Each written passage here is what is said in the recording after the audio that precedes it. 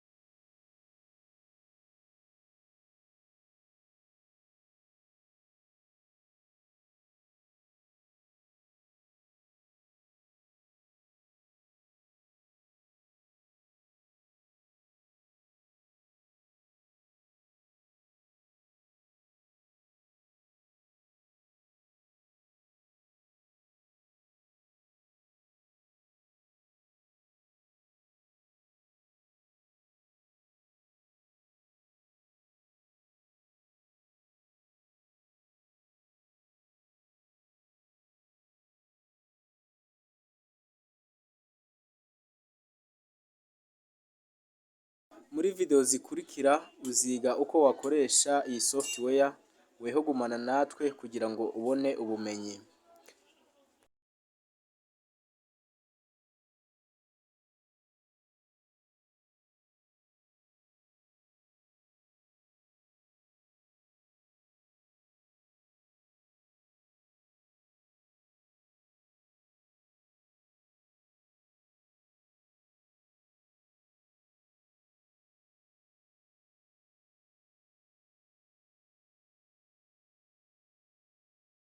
Niba iyi video ari ingirakamaro ku nshuti zawe ndetse no ku muryango, ngaho bacaringe iyi video kandi wibuke gukanda subscribe. Thank you for watching. Remember to subscribe to this channel. Next video.